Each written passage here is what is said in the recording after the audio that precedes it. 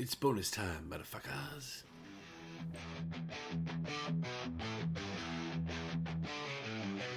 Locked in the bunker, shadows shake. One man clapping secrets awake. Board games living, dice they break. Echoes pounding, hearts they quake. In the bunker, board games rolling. One man clapping, stories growing. Hard rock thunder, speakers blowing. Clapping loud. Welcome to the sound of one man clapping. I am the one man coming to you direct from the bunker, but I am not just one man today. I am, of course, joined by the ubiquitous and always on the wings, waiting to fill in when I run out of meaningful content. Super Trooper's here in the bunker with me this morning. Welcome back, Super Trooper. Good morning. So happy to be here. Are you really? Well, yes, because I'm looking at Aeon Trespass Odyssey all set up. That's right. 12 hours of gaming ready to go. That's right. Very happy to be here. Might be 11 by the time we finish recording. Yes, we are playing Super Trooper. We've got a full... Not playing Super Trooper. I'm not playing Super Trooper. He's playing Super Trooper. I'm playing Hamma as the character. We are playing Aeon Trespass today, and it's all set up, ready to go. We've almost caught up to where we were when we failed last time. Is that, or we're a little bit ahead of that? No, we're just behind at the moment. Just behind, but yeah. We're getting close. Yeah, so we had a full, complete fail last campaign through. We're almost caught up to where we were when we failed, but we're way ahead of where we were. That's correct. If you know Aeon Trespass, you know what that means. We're ahead of the curve. We're ahead of the fail meter, I suppose. So that aside, today we are back with bonus content galore. Super Trooper is, of course, the keeper of the canon, the master of the bonus episode schedule. And so what are we doing today? Today we're talking about our top 10 expansions that improve a game. They might not be our favourite, or necessarily ones we think they're the best, but ones that we think improve the game. Yeah. And just to disambiguate sort of my definition of that, I've tried to stay away from expansions that are just more stuff. I've got a little bit of that, but where it's just more stuff, where it's just more... I do have one, which is actually, it's expansion of the game, but when I say more stuff... anyway, it'll all unfold. So, without further ado, expansions that make the game better. We will take a small break halfway through to talk about maybe a couple that aren't so great. Not ones we hate, just ones that meh. Maybe we don't want to play with again. Yes, maybe we don't want to play with again. So, number 10, and for the record, mine are sort of ostensibly in an order. But I love all of these. My sort of top three are in the top three, but yeah, off we go. Number 10. So number 10 for me is Obsession. The board game has a couple of expansions. It has a big one called Upstairs Downstairs, which I haven't played. Otherwise, that would probably be here in its place. But instead, I've chosen the newest one, Obsession Characters. That's the one with the cop? That's the one with the cop. Yep, okay. That's the one with the little Super Trooper meeple. Yep. So, one of the reasons that it improves the game the most is it comes with metal coins. Ah, yes. So, it makes the game playable. Of course. But setting that aside, what it does is it adds these characters. And there's a lovely little constable, there's a reverend, there's a crazy old dowager. I think those are the ones it adds. And so the way Obsession plays is on your turn, you play a worker with an activity and you do something. And you play that, I think it's 20 times during the game. But at least twice during the game, you have to pass. Yep. And the passing gets you your characters back and that you can use again. And part of the game is knowing when to do that pass. You have to do it at least twice during the game. And it sometimes feels like a wasted turn. Sure. But at the same time, it has to be done, so knowing when to pass is It's like your pit stop. Correct. Yeah. Correct. But what Characters does is, now when you pass, you can hire new servants. So it actually gives you something to do. So it puts another layer on the pass step. Correct. Rather than... But you get these new characters when you pass. Awesome. So the passing turn, you get these new characters, and they all give you abilities that you can use on your next turn. So it makes the passing turn that much better. I played Obsession twice, both times with you. I think once at 2 players, once at 4. I really enjoyed the 2-player. I think it plays well at both counts. 4 was a lot of downtime. I remember we were playing that one. And Might play the long version as well. Yeah. Oh, is there a short version? Yes. It doesn't need to be shorter. No. It's just the downtime between turns at 4. It doesn't help. We had certain individual at the table who we adore, but yeah. But yeah, I enjoy Obsession. I think it's for something that's Victorian era, and it's in the same sort of bucket with Rococo for me, where you were like, yeah, we're going to play Obsession, and it's, I don't know, what is it, Tudor era type stuff, and I'm like, I think it's Victorian. there you go. Yeah. And I was like, ugh. But it's great fun. And it is another one of Buttercup's games that There you cannot go. leave Super Does Trooper not leave HQ. the house. That's right. So my number 10 is what I think is a delightful little blind bidding game, and that's Nidavellir, and the expansion for that is Thingvellir. Now, Nidavellir is not a very heavy game. It's a little blind bidding game. We've talked about it on the pod before. I really enjoy Nidavellir. Thingvellir adds basically another little side market that just puts a little more, meat in the teeth of the game, I think, and makes it just that little more. Doesn't actually extend the length of the game at all. No, not at all. Nidavellir, what's Nidavellir? A half-hour game, maybe 30 minutes, 28, 35 minutes, something like that. It's quick and it's fun, and there's a lot of sort of fuck you with some of the superpowers you can get, because Thingvellir also layers on these new characters you can buy, which have dual suits, I guess you could call them, right? Dual suits, and so it just gives you a little more decision space. And I really like Nidavellir. We've only played it, I think, 3 times, and we played it with Thingvellir 2 out of those 3 times, I think, and it's great. Thingvellir, really enjoy it. Well, I think to know whether a game or an expansion belongs on this list is, would you ever play Nidavellir without Thingvellir? No, I wouldn't. Me I mean, unless it was I was playing with some people who were non-gamers and I wanted to introduce them to blind bidding, I would probably unpick that. But if it was, anyone at our table normally, I would never play without it. No. Yeah. That's my number 10. So number 9 for me is The Lost Ruins of Arnak Expedition Leaders. Yes. So, see, I've never played without it, so Exactly. I don't know. So it could be hard for you to... I don't know the game without it. So Lost Ruins of Arnak, it's a deck-building worker placement game, one of the 3 or 4 that all seem to have come out in the same time period. Yeah. Yep. But this one, the worker placement without the expansion is all samey. Everyone has the same 2 workers and you put them out. What the expansion does is it adds asymmetry to each of the characters. I think it comes with maybe 6 in the box, and the game only plays 4, so you're going to cycle them around as you go, and they each do things differently. For example, one person only gets 1 worker instead of 2, and they can move around to the worker placement spots and things like that. So I think it's just great, the way it adds the asymmetry, and it really beefs up the worker placement of that. Nice. And I was also going to say, one of the absolute easiest, tiniest modules it adds that makes the game so much better is, if you remember, there's a market of 5 or 6 cards up the top, and there's a staff that goes in between them, and at the end of every round you remove 1 card from either side of the staff to help cycle the market. Turn the market. In the expansion there's a red staff and it removes 2 from either side, so it cycles the market even faster, which just that little touch just makes it so much better. Get to see more cards. Awesome. So my number 9, I'm going to say, is Everdell.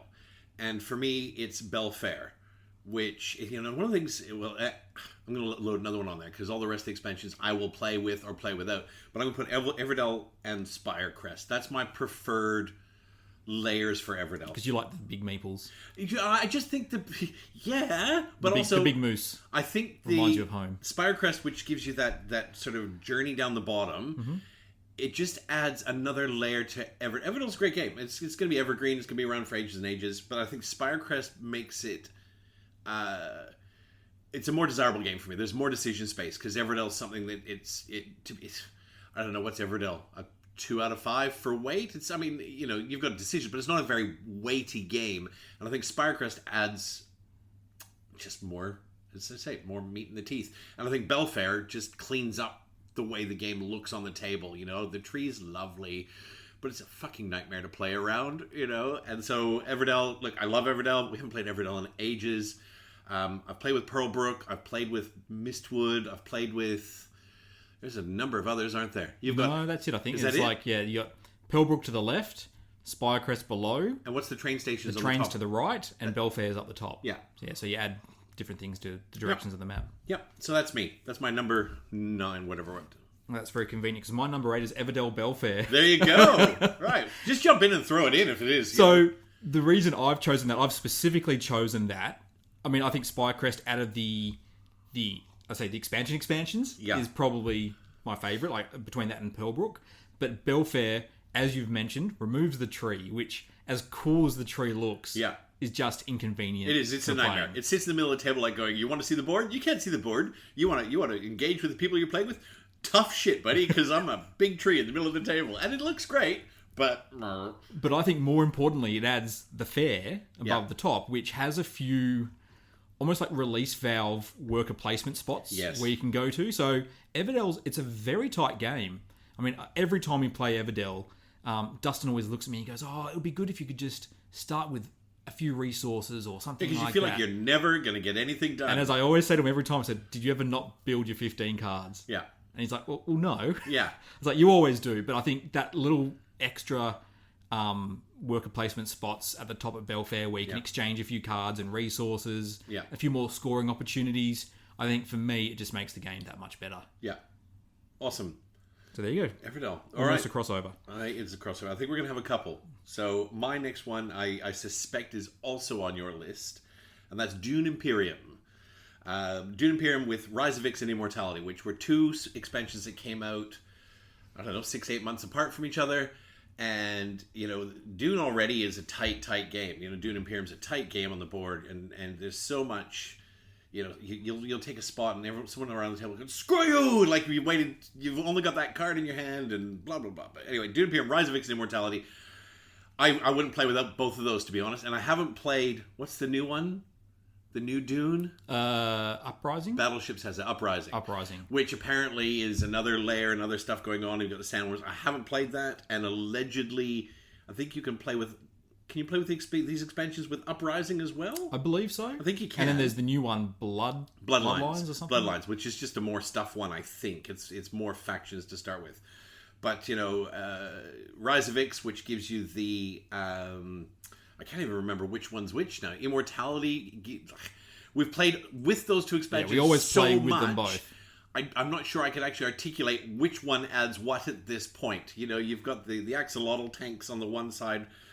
with the Scare Beetle track. I think that's Immortality. Anyway. Well, see, I didn't actually put any Dune on the list. Did you not? I didn't. thought for sure we'd cross over on this one. And only because I can't separate the two expansions. Exactly. Off the top of it, I can't remember which one does which. I can't either at this point because And- we've played 20 games of Dune and 18 of them have been with these expansions. And I think almost like the opposite of what I just said with Everdell, I think the base game of Dune, its tightness is also what makes it. Yeah. And adding just those few extra worker placement spots kind of opens it up a little bit. And I also don't like the upgraded merchant track. Oh, you don't like the upgraded I feel the like trade track? whoever gets that first Yeah. and gets that 2 influence. You'd say that, the but I merchant. chase that track every game and I never fucking win.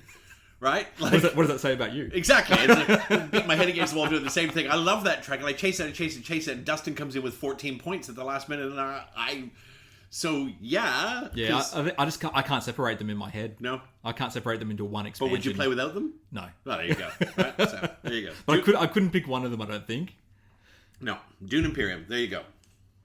So we're up to my number 7. One I don't think you've played with us, and that's King of Tokyo Power Up. So I played King of Tokyo. Yes, it's one of the Bubble's favourite games. Yes. And we haven't introduced her to the Power Up expansion, which Okay. means you haven't been introduced There you go. to the Power Up Because expansion. I only play baby games for babies, as Correct. Sylvain Rogg says. Yeah. Correct. So what King of Tokyo Power Up does is it gives a unique set of special skills, as Brian Mills It's a would say, particular set of skills. to every character. Yep. And there's a deck of 8 or so, or something like that, and you start with 1. Yep.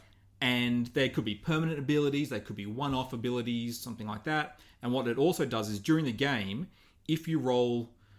It's been a while since we've played with it, since we've been playing without it with the little one. Yep. I think if you roll 3 hearts, you can get your health back, but you also get a new one of these cards. Right. And so your character starts becoming asymmetrical compared to everyone else. Nice. As well as the evolutions that are out there. Nice. And I think it takes it from sort of like a kid's game to a family weight game. Nice. So I think probably maybe even next weekend might introduce with the Power Up expansion to the Together bubble. next weekend. Awesome. So my next one, I will fall over dead if this isn't on your list. This is Wingspan Oceania. Wingspan Oceania, and I'm going to assume this is on your list somewhere.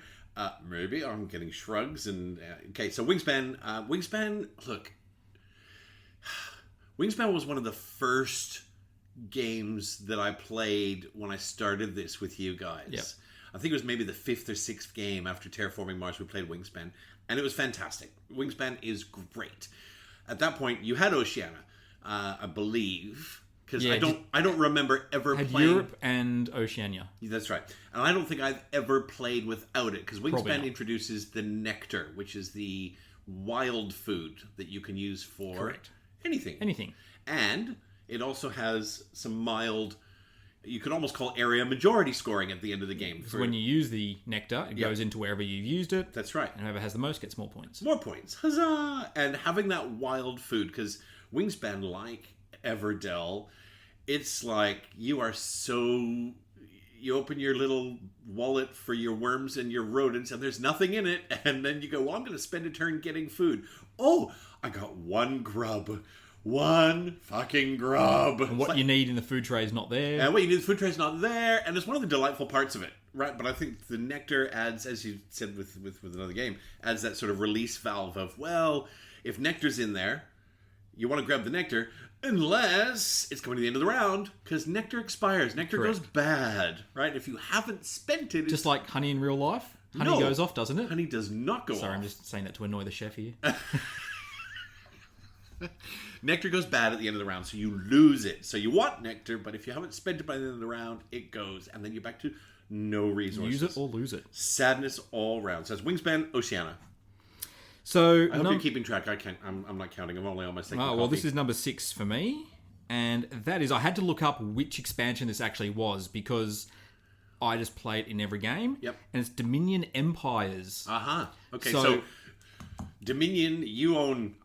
Is it everything Dominion? No, Not quite. There's probably like 3 or 4 expansions I don't have, and I still have a lot of expansions for it. You do. It's one of my favorite just pure deck builder So games. which one is that? I can't 'Cause tell- don't- my favorite is Plunder.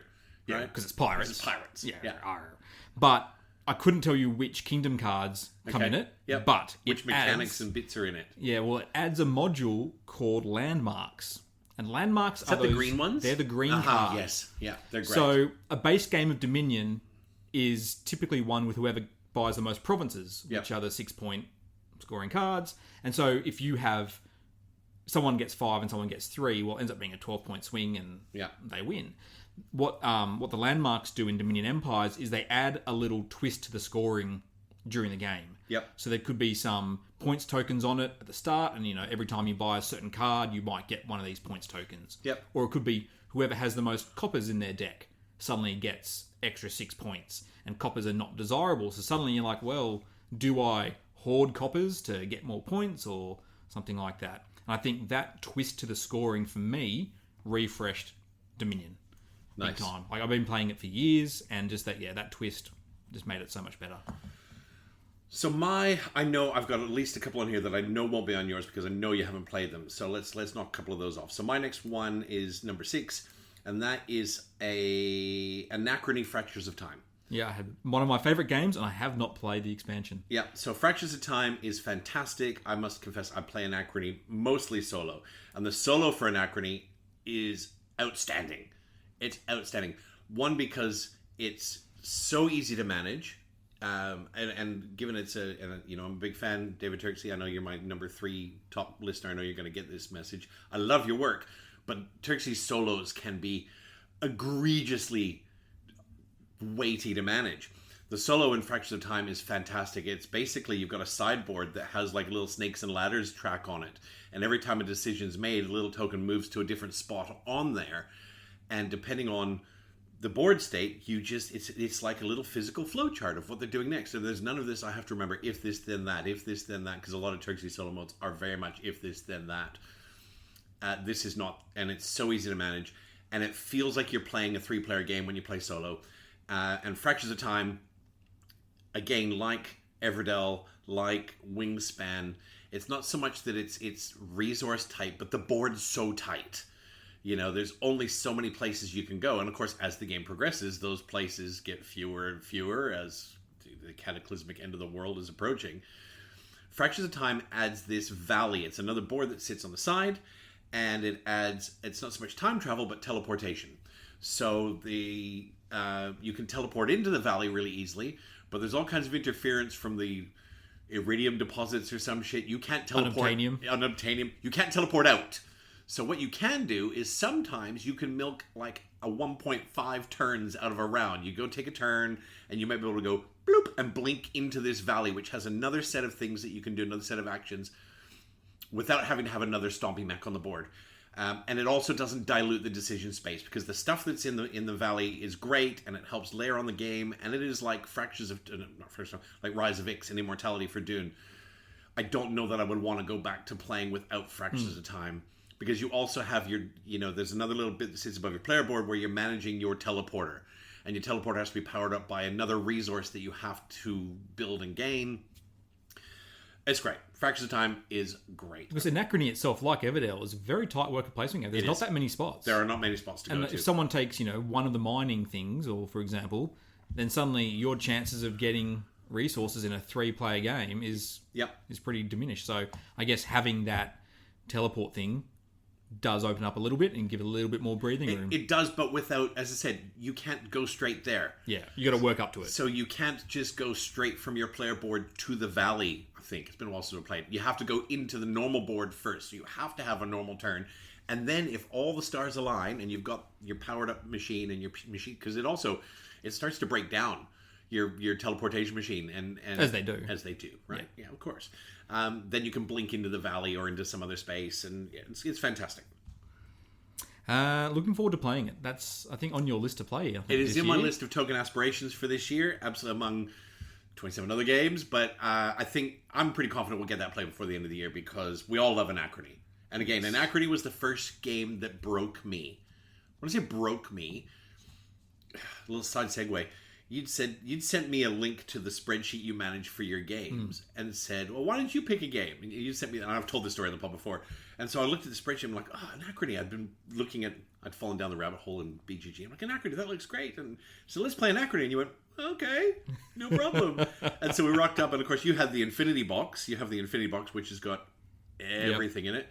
And it's like the fucking TARDIS, the Infinity Box, right? So we're setting this game up, and you're unpacking it, and there's Mary 19 Poppins things handbag. That's right. And I said, "What's that?" And you went, "That's an expansion." I was like Yoda, right? With Luke, "What's that? What's that?" You go, "That's an expansion." I went, "What's that?" "That's an expansion." "What's that?" "That's an expansion." "Are we playing with any of these?" And you just looked at me and went, "No."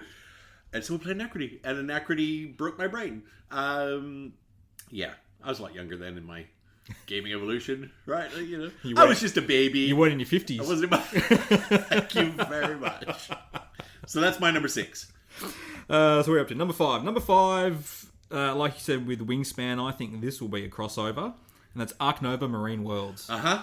I'll just jump in when talking about it as well with you, because it is, under spoiler, it is 100% on my list, yeah. So I think the action selection mechanism in Ark Nova is just great with the cards, as they slide along, the higher up, the more powerful the action is, and knowing when to either take a high-powered action or take a low one to shuffle something into place. And then the expansion, out of those 5 cards, you draft 3 and keep 2 or something. You draft 3, there's a draft that goes around, and you keep 2 to swap out, that's right. And then you suddenly have a unique card that only you have out of the people at the table, which gives you some sort of a twist on the action. So the cards might be, at level 5, you get to draw 3 and keep 1. Well, now you can draw 4 and keep 1 or something like that to get more cards, to look at more cards. And some of them are pretty cool. Some of them interact with the where you send your workers. Yep. What's that board called? The university sponsor board, the associates, the associate board. Yeah, that's the right. associate board. Yeah. Some of those that can be really cool. There's things where you can some of the cards allow you to split your things or get wild tokens for doing certain things, things like that. Build 2 of the same building. Yeah. There's all kinds, and they're all just tiny little tweaks. Yeah, but they layer on, and it is on my list. And they add fish. They add fish, and they're pretty cool as well. I mean, I could almost take them or leave them. I think they're good. The fish? Yeah. Okay, but the fish, you got the reef power, though, right? With the fish. Yeah, that's all cool. But at the same time, I could have just taken those action cards as a foil pack card expansion. You know what I mean? And I think it would have been phenomenal. But also, the wave action's great, because the wave action advances the market. And particularly in a 2-player game, the market doesn't get a lot of action sometimes. If we're not buying cards, you burn 2 cards every time. And when you do get that wave action, it's 1 more churn in the market. Yeah, unless you've got your eye on something and I do love the it sharks. gets waved off. Yeah, I know you do. I love the sharks. The You sharks love let you something out of the market just for points. I'm pretty sure we could, if we kept the stats, we could correlate every time you've won versus every time you've had the shark. And I'm pretty sure every time you've won, you've had the shark. I think I had the shark ate a fucking gorilla once, right? The gorilla's like 12 points, and you get half the points rounded up, I think, when the shark eats it. And I think he also ate I think the shark ate an elephant once. There was an Asian elephant, which is 10 points. I'm just picturing Will Ferrell talking about tuna and lions on the other guys. That's right. Yeah. Excellent. It is excellent. Was that you for number 5? Yeah, that was number 5. Okay, well, I'll do mine 5, and then we'll pause, and we'll do... I'm going to, spoiler alert, pause, get into the coffee, and we will do the ones we're not a massive fan of. Because I don't want to... You don't want to wait to the end. I don't want to finish on You don't negative. want to finish on negative. So this is one-man clapping. We're effusively positive. I don't want to finish on negative. So my number 5, let's have a quick look here, is, and again, this is one that I will be quite surprised if it is not on your list. And that is Prelude for Terraforming Mars. Terraforming Mars was literally the first big Euro that I played with you guys. My tiny gamer head exploded. I ordered it from Gameology. I remember coming home going, fuck, I gotta have this game. And I played 30 solo games over the course of 2 weeks. Because the solo game's great. I mean, a lot of people go, oh, I don't like the solo game. It's just an efficiency puzzle. You've got to race to terraforming. But I remember one night, I sat upstairs, because pre-bunker times, and I played 5 solo games of Terraforming Mars back to back. And I literally just churned through the whole deck. Didn't shuffle. I just reset, off you go, and churned through the deck. And Prelude, which is not so impactful for solo games, is great when you're in multiplayer, because it just gives you that little bit of... It's like a little bit of nitrous oxide at the start, a little bit of a kickstart, because the engine building in Terraforming Mars takes 3 or 4 rounds to really crank, and Prelude just gives you that little nudge to go, hey, here's some asymmetrical bennies. A little bit earlier, a little bit quicker. Terraforming Mars Prelude, that's my number 5. Big fan. A little bit more to say a little bit later in the list. Yes. I'm fully caffeinated. I've got a top up of coffee after a quick pause. Now, we're just going to take a pause, and we're going to talk about some of our least favorite expansions. Not, again, maybe not ones we hate, but ones I'm happy to never play with again. Yeah? I have a couple. I'm sure you've got a couple, so I'll let you lead. So I've got 3 here. Number 3, you've actually mentioned on the pod recently as to maybe not playing with it again. Okay. And that's Castles of Burgundy Vineyards. Ah, okay. Interesting. Yeah. Interesting. Okay, so go. I just don't think it adds... I think it adds a lot to the game, but I don't think it adds a lot in the right way. Yeah. I think it takes away from the core game too much. I think having that little sideboard and... Yeah, I don't know. I don't... I want to go back to playing just normal Castles of Burgundy. So I, for the record, love Vineyards, but I remember talking about this, and playing without it I think it's a fairer game. Because I think as soon as you put Vineyards out, you are forced to play Vineyards, because if you don't, you can't ignore it. You get wiped. You get absolutely wiped if you don't play Vineyards. So that's fair. Yeah. So I'm looking forward to playing Castles of Burgundy again without Vineyards. What about Trade Routes? I'm quite a fan of Trade Routes. Yeah, that's fine. I think that's fine. I don't think it really changes too much. There's- It's basically you're already doing something, and you get an extra Benny if you can do it If bit you can, better. if you can tee up lining up with the Venezuela. For the record, I think there's 27 expansions in the Castles of Burgundy box.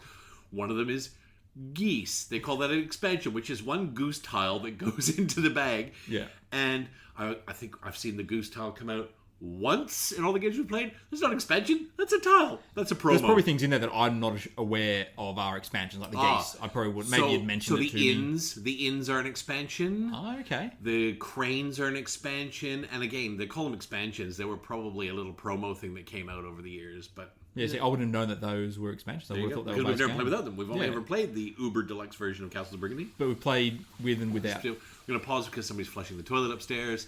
And that comes through loud and clear. I was just going to say we've played with and without Vineyards, and I prefer it without. Well, there you go. All right. Mine is... I'm going to go back to Terraforming Mars because there are actually 2 that I would be happy to never play with again. One is Turmoil, which I don't mind. Turmoil's the Senate or whatever it is. It's voting. It's a layer that doesn't need to be in there. And the other one is while I appreciate the plethora of cards it adds, I've never once played where everyone goes, you know what I'm going to do? I'm going to focus on Venus. Venus is fine. It's fine. But other than adding the cards, and what's the mechanic that goes on? What's the little counter that goes on the Venus cards? The Floaters. Venus floaters. It's fine. I just think it dilutes the game. You know, I'm not a massive fan of either of those. Although I probably should have thrown what's the other one? The other expansion, the Colonies? Colonies. Colonies is great. I really like Colonies. I probably should have thrown Colonies on with Prelude. I really like Colonies. But Venus and Turmoil, I could do without. No problem at all. Well, my number 2 of ones I'd probably never play with again. You've only played the game once, and that was a couple of weeks ago, and you definitely not played with the expansion, and I haven't played with the expansion for a long time, and that's the expansion to Fireball Island, the Crimson Cutlass. Okay. I know you love your pirates, but it adds another little board, Yeah. which is a pirate ship, right? Yeah. And it's got a crow's nest with marbles in it that fall down, and that's cool, and there's a cursed gem you can get, and that's So what's great. the problem? It has another board. Yeah. And so suddenly you don't have 4 people on one board. You might have one who's off on the other board. Oh, I see. So we don't. If everyone had a pirate presence, it might. So you have to move over there, do you? Correct. You go through one of the caves, and it moves you over to Copy that. to the pirate I ship. can see that then. And I think part of the fun of Fireball Island is, one, it's a big toy. Yeah. And 2, with that big toy, everyone's on that one island, dodging marbles and dodging fireballs, and I think it's great. Nice. But having this expansion just moves people away, and there's less interaction. Nice. Well, and I think I only had one more in this section because there's very few expansions. I had a hard time with this list because we play so many games with expansions all the time, trying to unpick what's actually an expansion. What have I played that's actually an expansion? Because we just dump it all on the table and play it, and I spend a lot of time sort of going through the list and going through the plays, going, what don't I really sort of get on with? And I know this is one you haven't played, or I'm pretty sure you haven't played. This is Scythe, the Wind Gambit. This is the airships. There's nothing wrong with the airships. There's nothing wrong with them. They're big and beautiful, and they float around the board. They just don't add... They add another part to your turn. They add another part to your presence. And they're fine. They're fine. They're fine. I've played one game with the airships, and I've never played with them since. And I haven't missed them. I haven't missed them. So that's the Wind Gambit. I actually had to look up the name because I was in my head. It was like Scythe airships. That's not what it's called. I have to look that up. I've played with them in my little Scythe. Have you? Yeah. How do they play in My Little Scythe? Are they all right? They're fine. They're fine. They're That's fine. right. They're fine. Is it an add-on to My Little Scythe? It is. Yeah. They just float around, doing their just thing, float around. pooping out I bet they're hearts and fruit and whatever it is in There you go. my little Scythe. And my number 1, this is actually probably more of a hate, Oh, okay. and that's Terraforming Mars Turmoil. Yeah, I'm not surprised because Yeah. I remember the one time we played it. We played it once. Yeah. It was just you and I, because I've had it there. I was like, I want to try it. We haven't played that 3-player? Nope, it was just you and I, because I look at it and go, it's already going to add a lot of time to the game. Yeah. And there's the juice is not worth the squeeze. Yeah. I think it is a terrible, terrible expansion. You had the same look on your face that I did when I played. What was it, High Society? What's the game? What's the game with the cards that I basically rage quit on? Love Letter. Love Letter. You had the same look on your face when I was playing Love Letter. It's like that sort of disdain of, oh, we're back in the Senate. Okay. Look, I would play it again, but I won't miss it if we never play it. No, I feel like burning it. I thought it was that bad. It was that bad. I mean, Terraforming Mars is such a clean game. You know what I mean? It's like you take your turn. I mean, it does get... I would argue a bit with you on that phrasing. Well, okay. Look, but it's like you take a turn, you do your stuff, and your stuff can get a little bit fireworksy, but at the same time, Turmoil just grinds it down to a, right, now we're going to stop enjoying this game and we're going to do this bit over here. Right? Yeah. Yeah. But like I said, I've done it. I now know I hate it, as Yeah. opposed to thinking I would hate it. Yeah. I can confirm I hate it. Okay. Confirm. Hate. I thought it was I hated it, but okay. All right. Strong word. Strong word. But I do. Back to the positives. Okay, so where we're up to? Number 4. Number 4. So we're talking about more stuff expansions. Yep. And this is a more stuff expansion, and it's also a little bit of a cheat on this list because it's a more stuff expansion, and it's also a placeholder for every other expansion for the game. Arkham Horror. It is Arkham Horror, The Path to Carcosa. Right, we played that one. We have. Yeah. So that specific one. I put it in place because it was the second campaign released. Yep. And I think it's better than the first one that was released, the Dunwich Legacy. Which we've also played. Yes. Yeah, that was and the first one I reason played. I've put it here on the list of improving the game Yep. is the base game is an expansion with 3 missions. So the 3 expansions, the 3 scenarios in the base game are designed to introduce you to the mechanics. Yep. Like, the first one, some slight spoilers, there's a big monster you've got to overcome. The second one is a bit more of a normal scenario. You go around, you explore things. And the third one is, it kind of teaches you sometimes it's okay to run away. Uh-huh. Because I know you've never played the base game No. campaign. No.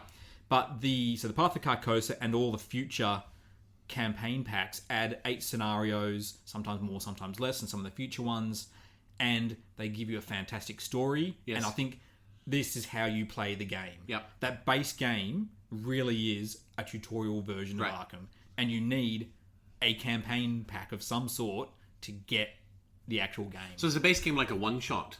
No, it's got 3 scenarios that are all 3 linked. scenarios It's that are all It's a linked. campaign. Yeah, okay. That's only 3 long. Yeah.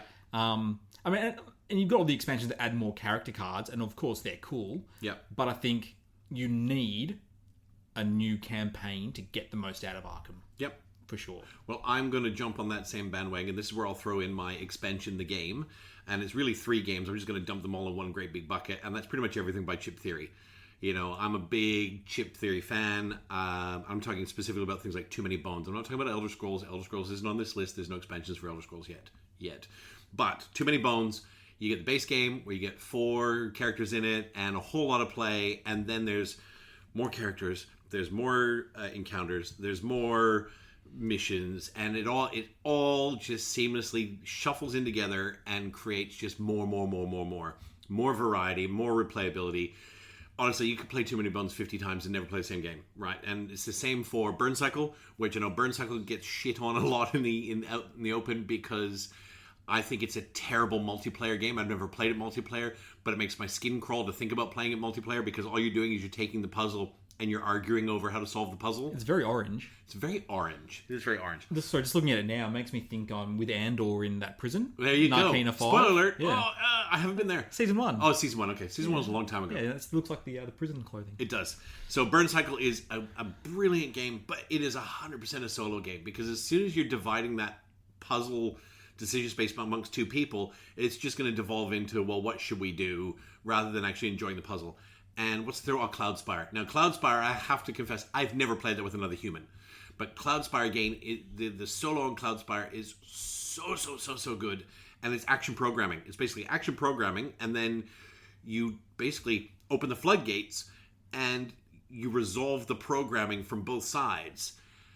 And you kind of have to anticipate perhaps what the opponent's going to do, and it's just such a delightful puzzle.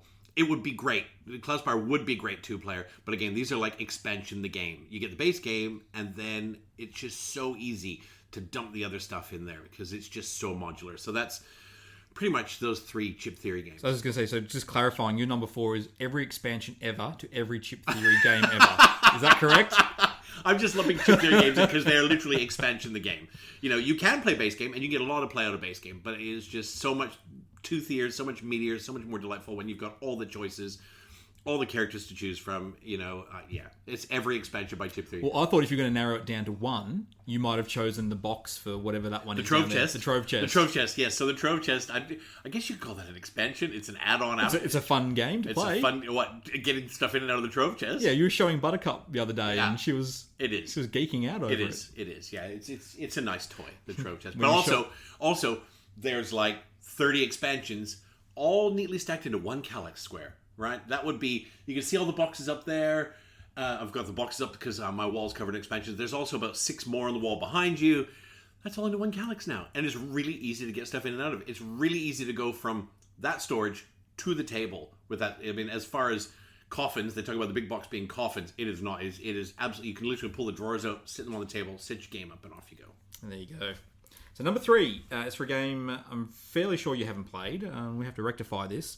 Champions of Midgard. I have not. And do you know what? If you said to me, do you know anything about it? I'd be like, I know the name. The name's been around for ages. Do you own Champions of Midgard?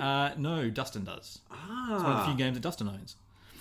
So it's a worker placement game. Very kind of bog standard worker placement game. Going around, getting gold and food and stuff to feed your Vikings and that kind of thing. But as you're going along, you're acquiring dice, because you're going to use dice in combat against giant monsters. So after your Vikings have been fed and got all their resources, you get all these dice, and the dice represent warriors and your leader and a few bits and bobs. And then you put them onto a boat, which you've had to buy, and you sail across the water to fight a giant monster of some sort, a giant troll or an ogre or a sea serpent or something. And the combat's done by rolling the dice, which are your warriors, and they have hits and they have misses and various things on them. And then after the combat, some of them will die, and you just lose the dice. And that's it. And then you got to go back and you got to get new dice to go on the next combat. So combat, if you don't roll really well, you lose half your dice, and you got to go back, as I said, restock to then re-go back across the water and go. But what the Valhalla expansion does is now every time your dice die, they go to Valhalla. And they get a little token, which you put into the Valhalla section, and then suddenly you get to fight monsters and do stuff in Valhalla. Nice. With the tokens. Right. So suddenly... Death is not the end. Correct. Yes. So suddenly losing the dice is not a big hit like it was in the base game. And it's one of those things that when I'm ranking these, so 10 through 1 that improves the game the most, that just improves that game. It takes it from like a 6 out of 10 to like an 8 out of 10. Nice. Yeah, never play without it. We'll have to introduce you one day. Nice. Well, my number 3, I'm going back to Scythe. Yep. Because I love Scythe. I think Scythe is a fantastic game, and there's a lot of people out there there's a lot of semi-pros out there that like to gamify and go, this is the best 6 opening moves in Scythe. To get, I don't give a shit. Like, I just want to play Scythe, right? I'm not here to gamify and bring it down to racing for the win, but that's Rise of Fenris. So Rise of Fenris is technically it's a 6-session campaign, but it's got all sorts of beautiful toys in it. And what Rise of Fenris actually introduces is a little bit of table negotiation. You've got trade tokens that you can share back and forth amongst the table, so that it's like, I can say, well, Super Trooper, I'm not going to attack you this turn because we're allied. I've got your allied token, and here's my allied token, just so that in future, we're all friends, we're all mates. You can still attack, but you lose the allied token. And having the allied token gives you access to your opponent's board in their little special power that's on their board. So if I'm allied with you and your special power is you can spend combat cards for resources, if we're allied, I can also do that. Okay. Right? And so it adds, not only does it add 2 more factions, but it adds this really clever alliance piece. And it's fantastic. It's really, really great. The 2 new factions are also excellent. One of them is purple. So of course, you've got to play purple. Got to play purple. And one of them allows you to drop traps around the board. One of them, Rise of Fenris is an excellent addition to Scythe. Really, really love it. So not that I've played Scythe in the last year. I've only played it once, and that was probably pre-COVID, so it's like 8 years ago or something. Probably played it. But yeah, that's on my list of wanting to play. I'd love to play that campaign. Yeah. So I have to organise that. Number 2 is very much like Arkham Horror, where it's an expansion that is, again, a fill-in for a lot of other content. And it's for Marvel United. Okay. So I had to pick one, and I've chosen the Sinister Six. Right. Which is one that is, it was a Kickstarter only, so you can't go and buy it unless you go onto eBay and spend $400 or whatever. So the base game of Marvel United, it's a boss battler, and you get a bunch of heroes together and go and fight a boss. The base game of Marvel United comes with 3 villains to fight. 3 only. So it comes with 6 or 7 heroes, I think, in there, but the heroes aren't as diverse as the villains are. So the core and the replayability of Marvel United comes from the villains. And only having 3 in the base game is pretty lame, pretty lackluster. Yep. But suddenly you chuck in something like the Sinister Six, which is an expansion that comes with 6 new villains. Yes. So suddenly you have 6 different bosses to fight in Marvel United. 6 new puzzles. 6 new puzzles to try and beat. But it actually comes with 7 because there is a mode where you fight all of them at once. Yay! Which is quite fun. So having... it doesn't sound fun. It's quite fun. So instead of having to fight 1 villain, you've got to fight 6 at once. Right. And they jump around the board, beating you up, doing various things. So it doesn't come with any new heroes, but just having 6 new villains... Yeah, changes... It adds the combos nice in there that you can, You can add with all the different heroes you have at the start. But yeah, it's one of those games that, again, if you play the base game, you just might go, yeah, I get this. It's fun. It's fine. But as soon as you start adding expansions to Marvel United, it just becomes a whole different game. Nice. Well, my number 2, we're at the pointy end here, is Dalgard's Academy, which is an expansion for Trickerion. Trickerion, man, like I would love to get Trickerion to the table more. Trickerion's like a 3.5 hour game, and you know, there's no issue with that. But as soon as we throw certain people at the table, it's a 5 hour game. And Trickerion is delicious. I absolutely love it. But what Dalgard's Academy does is it gives you another way to use the tricks you've built. So Dalgard's Academy basically is a magician school. It sets up, it's not a little sideboard. And what you can do is once you've performed your trick, because you can perform your tricks multiple times, but resetting a trick to perform is expensive. It's a lengthy process. You've got to, it's a little Lacerda in that you've got to have all your parts lined up. You've got to have all your bits lined up. You've got to have a show booked. You've got to have blah, blah, blah. You can also go, well, I performed that trick. I'm going to sell it to the school. So the trick goes over to the school. You can never perform it again because the secret's out in the club. But it goes to Dalgard's Academy, and all of a sudden you've got an income stream because people are paying to go to Dalgard's Academy, and it just gives you one more, I guess, sort of that relief valve we talked about with Everdell and Anachrony. It just adds, it doesn't add a deeper decision space. It doesn't dilute what you can do on the board. It just gives you a little more of an option for how you're going to orchestrate your way to the finish line. And it is delightful. That's it. Short and sweet. I played Trickerion once and looking forward to playing it again. Yeah. And I haven't played with Dalgards. We just played it. No, base game. that was with Voldemort, wasn't it? Correct. And didn't he immediately sell the game after you played? Not immediately after, no, but he did sell it. But I think he'd be very happy to play it again now that you have it. So yeah, number 1 for me, you've mentioned it, Terraforming Mars Prelude. Yeah. Like, don't it's leave home just without chef's it. kiss, isn't it? Yeah, Just, don't leave home without it. Yeah. Yeah, suddenly, you know, the game that might take 14 rounds suddenly can take 11 because you've just boosted the start. And even if it still takes 14 rounds, your first 2 rounds are just that little bit more delightful. You're doing stuff. You're doing stuff rather than shoveling. Yep. And it's just a simple deck of cards. Yeah. But it's like, get a few more resources to start, or draw a few extra cards to start, or something. And you get to see them with your asymmetric with your corporations. That's right. So you get 4, and you're going to be playing 2 of them. You have your corporation. You go, I've got my hand of starting cards. Yeah.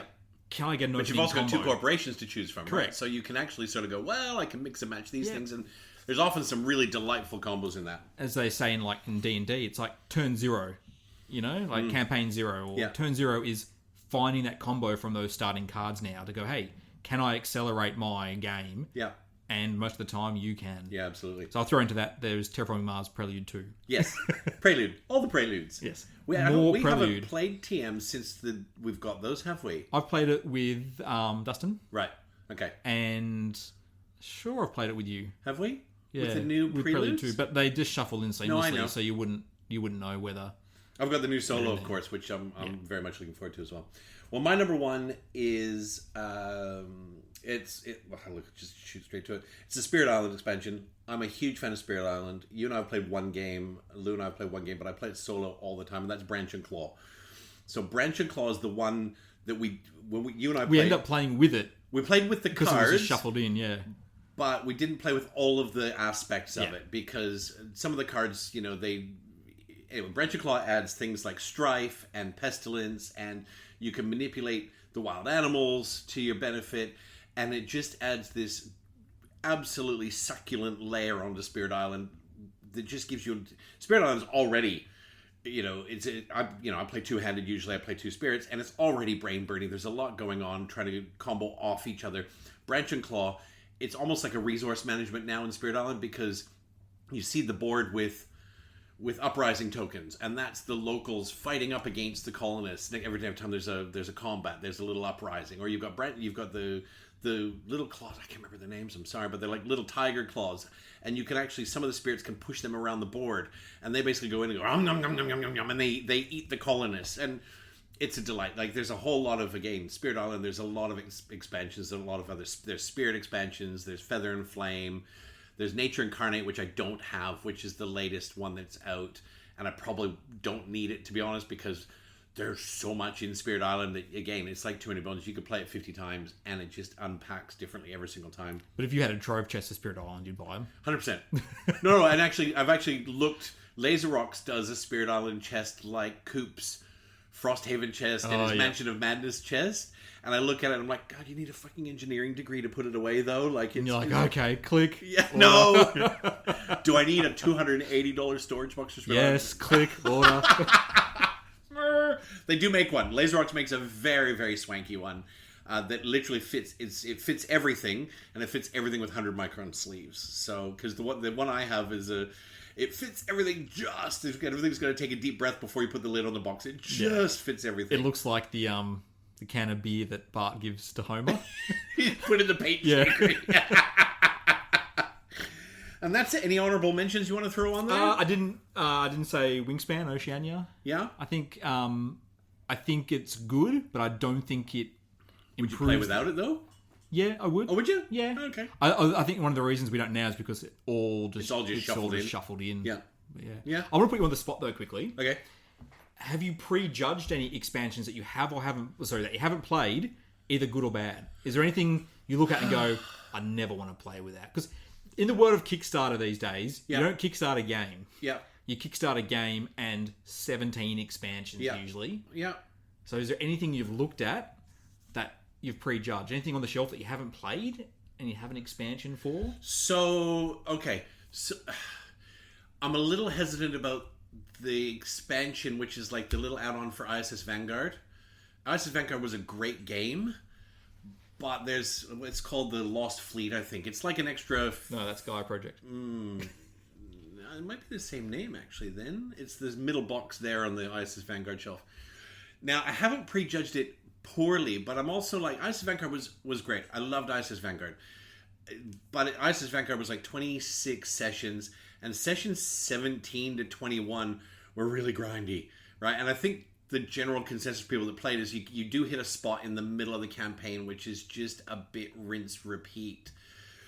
Lost Fleet is sitting there waiting to play, and look, ISS Vanguard as a game was superb. I'm a little hesitant about jumping into... I'm sure it's called the Lost Fleet. That would be really like... Anyway, it's kind of a 18-hour epilogue. I'm very much looking forward to the Revive expansion, which we haven't played with yet. Which I haven't played it, but I'm already quite positive on that because I can see what it adds. It adds another... It's like little in the water that you can interact with, and there's another board for points, and it's another... But what are the crystal skulls? Well, I don't know. I don't know what those things are. They're just weird artifacts that look like they're alien skulls that look like they've crash landed on Earth. They've got like a little drag pattern behind them. I don't know what the hell they are. No idea. Yeah, I'm not sure. That's a good question. Oh, I'll tell you what. Galactic Cruise has the accommodations expansion, and I think it looks painful. So prejudging that, is that a good thing or a bad thing? Though, no, I look at it and I go, do I really want to? So Galactic Cruise, you're getting your segments to build in your ship, and you've got to line up. There's little cabins that you need 2 segments that make a cabin. Well, the accommodations one, those segments are in different places in all the different spots. And I look at that and I go, do I want that level of pain? I'll play it. I'll play it, but I look at it and go, do I really want that level of pain where I want that one, but it doesn't line up with anything that I've got in this ship? Probably thinking, what does this actually add? What is it? Well, I'll tell you what it adds. It adds another way to spend your reputation. Because it's something that in the games we've played, the last game we played, I flushed that market a couple of times, but it's the first time I'd seen it done. Most of the time, you're just kind of going, well, I'll take that because it's in the market. Yeah, just make do with what you got. Make do with what you got. This would force players to spend a bit of reputation, because one reputation lets you flush the market, and you can do it as many times as you like. So there's that. It does look like a little added level of pain that's unnecessary, because the game itself is a triumph of game. I can't think of anything else, but maybe all the expansions for Nucleum. Yeah, okay. Yep. Okay. Fair. Like, I'm still not sure I love Nucleum. I like Nucleum. We played Nucleum, 3 times, maybe 4 times? And I think it's an excellent game. I love the game mechanics. I have no idea how to win. I have no idea how to win Nucleum. But now, like, there's all these expansions. There's an Australia board. There's one that's got, like, what are the patrons or whatever the case is. I'm like, I don't need another layer of what the fuck in Nucleum. Well, see, I could probably get behind Australia because it probably is just a new map. It's a new map. It's just a new map. But it's an Australian map. Maybe it adds a mechanic or something, but Yeah. But it's like, I look at Nucleum and I want to go back to Nucleum, but it's like, because I think the decisions based in Nucleum is with those little bars, whatever, the railroads that are also, they're your actions. They're your actions. You know, that's your hand of cards. I think that's fantastic. And I think, you know, you can use them for their action, or you can put them on the board and you get board presence. I don't need more stuff in Nucleum, though. Like, I look at it and I go, do I need another layer of brain bake in Nucleum? Maybe. Maybe it's great, but we haven't played Nucleum enough for me to really be good at Nucleum. I can't think of anything else. Is there anything on your list that you think you prejudged? That's a good question. Ra. Oh, The expansion for Ra. Yeah, you've already said no. Yeah, no. Again, like, part of me is a little bit curious to go, well, am I prejudging it too harshly? Like, maybe, but Ra's just so Ra's clean. so clean. It's just so you clean. You don't want anything. You draw a tile, you make a decision. Yeah. That's it. Yeah. And then in the same vein, like, just playing Skyrise the other day. Yeah. I'm like, no. Doesn't need anything. Skyrise doesn't need anything. You know, Nah. I can't imagine what you'd put on Skyrise to even Skyrise is I'm so not clean. sorry, I should say there is no expansion for Skyrise. No, there isn't. I'm just like, please don't. Please don't. Please don't. Yeah, because it is so clean. It's Yeah. such a yeah. That's it. And there's one last comment. Yeah. In terms of your list, the Blighted Reach for Arcs was not mentioned. Okay, so it wasn't mentioned for two reasons. I have only played it once, and I think I like it, but I'm not sure. I don't hate it. But you don't think it improves the base game? I think it's. I actually think the Blighted Reach is a different game. You know, it's that different that Standalone. it really is. So the base game of Arcs, I really like the base game of Arcs. I like what the Blighted Reach is trying to do, but it's a meaningfully different game almost, in that, you know, the way you move around the board and the way board presence acts, and I thought about the Blighted Reach, but the thing is, one, I've only played it once. I'm not even sure it should count as an expansion, because It probably is the expansion that changes a game the most. It does. It's a different game. Yeah. You know, it is a really different game. And it's different to the point where it's actually, in my head, it's a different game. You know, you're actually playing it. The base rule set is mostly the same. You know, how you play cards is the same. But how you want to be on the board is like, because I had that faction that turned the middle into a vacuum when we played. And it's like, what the hell? Like, all of a sudden, the middle of the board was this wormhole of subsumation that just pulled, and it's just wacky. It just changed the game. So, look, I even if I played it 2 or 3 more times, it's kind of like a different game rather than an expansion box is 4 times the size of the base game box, because the base game goes in the expansion box versus the other way around. Yeah, good question. That's it. Yep, that's it. That's it. Well, thank you for joining us. Thank you for your time. As always, thank you, Super Trooper, for managing the compendium of scheduling for these lovely, tasty little bonus episodes. It's been a delight. Thank you for your ears. Thank you for your patience while we just talk about all the things we're doing. Have a great day, OMC crew. Peace out.